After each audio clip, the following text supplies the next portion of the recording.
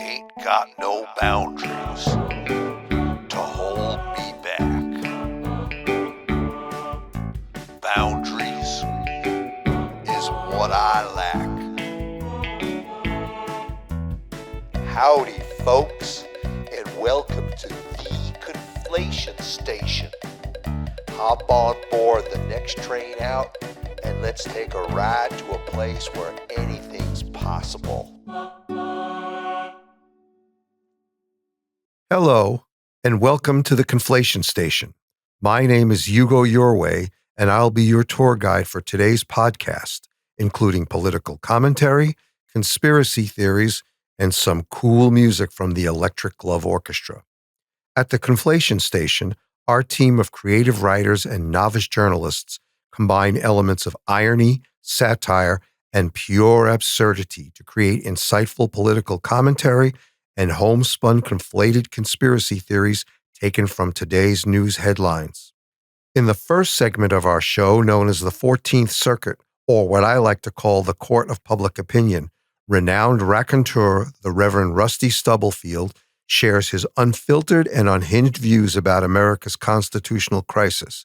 His topic this week is public education in America. Rusty, the microphone is all yours. Well, thank you, Hugo. I'd like to start off my commentary this week by extrapolating a few words from a song by that there progressive British rock and roll band calling themselves the Pink Floyd.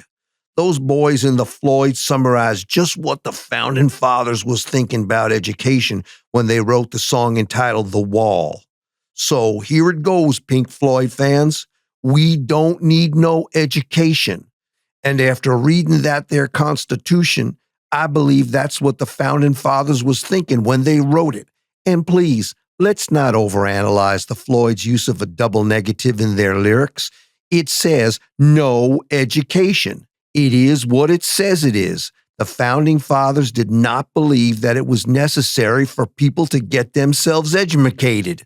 You see, that bunch of wig-wearing individuals, while they was guaranteeing what they called inalienable rights for we the people, they did not make one single mention of education as a fundamental right protected in the United States Constitution.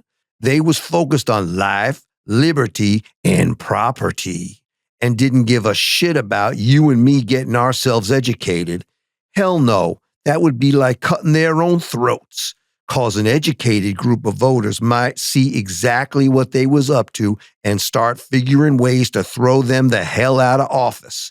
If and for 1 minute you think these 18th century lawyers and politicians is any different than the lawyers and politicians we have today, I've got a canal to sell you in Panama. These guys was as crooked and self-serving as our current commander-in-chief is. So the Founding Fathers of our country, rather than seeing to it that a free public education was a right guaranteed to every U.S. citizen, figured out that education, like so many other things that people needed, should be left up to the individual states. Well, you see where that's gotten this country. There are some states where 90% of children graduate from high school and other states where most kids can't read at the third grade level. Now, here's a point in my presentation where I could take a left turn and digress at length about the concept of states' rights versus federalism, but I'll save that for another constitutional moment of enlightenment. So by now, you're probably asking yourself, why is the Reverend Rusty Stubblefield going off on the topic of constitutionally guaranteed right to a free public education? Well, I'll tell you. Because education is central to running a democracy and is at the foundation of this country's national security. For well over a century, these United States was always smarter than the other guys. That ain't so today. The U.S. is now at the bottom of the barrel when it comes to competing with the kind of schooling kids get in other countries. I know that's hard to believe, but it's true. And how's this? If kids in other countries are smarter than American kids, they's going to be able to outthink us and outsmart us in everything that matters. The economy, trade, finance, intellectual property, technology, agriculture, and I hate to say it, but war. There you have it. Education is central to the United States' national security interests. And there's countries out there right now just cheering us on as we continue to get dumber and dumber. This is no time for us to become apathetic. We need to do something right quick before it's too late. I bet China's celebrating the fact that our federal Department of Education has been shut down and that our colleges and universities are under siege for the shit they're teaching to our kids. Where's America's focus on academic excellence gone? Instead of teaching math and science, we're worried about what bathroom kids should use and whether or not they're okay socially and emotionally. Where's the academic rigor gone? Why is there a teacher shortage? Why can't we protect our schools from gun violence? I can tell you why. Because no one in our government gives a damn anymore. And even if they did, they wouldn't have the smarts to figure things out because they themselves is products of the poor quality of the education they received. So nowadays, we're thinking about sending our kids to trade schools instead of college so they can learn how to make more bombs. Because the way things are going, we're going to need them to protect ourselves against our smarter adversaries. Thank y'all for listening. Rusty Stubblefield is an unemployed certified auto mechanic and deacon at the Church of Our Lady of Original Sin. And now it's time for a brief musical interlude performed by the one and only Electric Love Orchestra. Stay tuned, and we'll be right back with this week's Conflated Conspiracy Theories. 1, 2, 3, 4.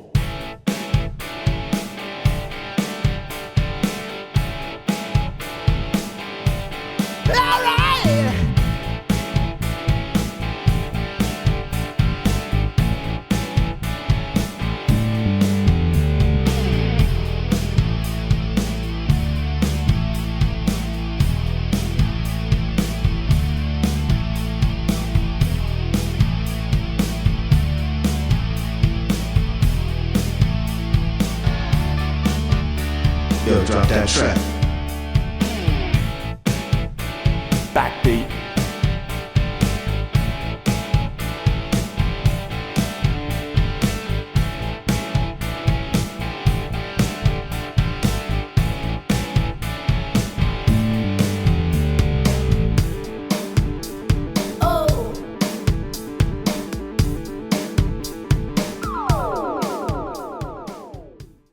And we're back.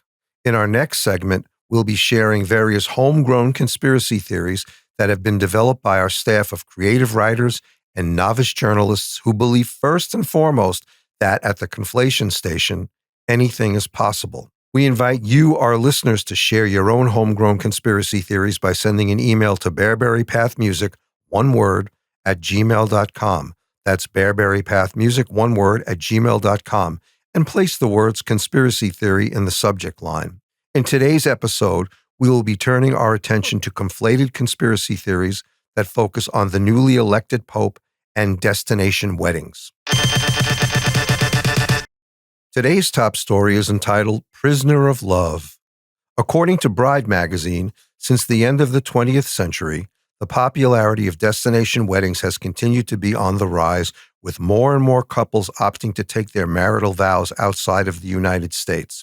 Well, brides and grooms, it's time to buckle up, because Trump International, a subsidiary of the Trump Organization, recently announced its plans to break the destination wedding business wide open with exclusive packages to several wedding destinations never imagined. Eric Trump, executive president of the Trump Organization, recently announced Trump International's Prisoner of Love destination wedding packages, where couples, their families, and their close friends can experience tying the knot at some of the world's most infamous maximum security prisons.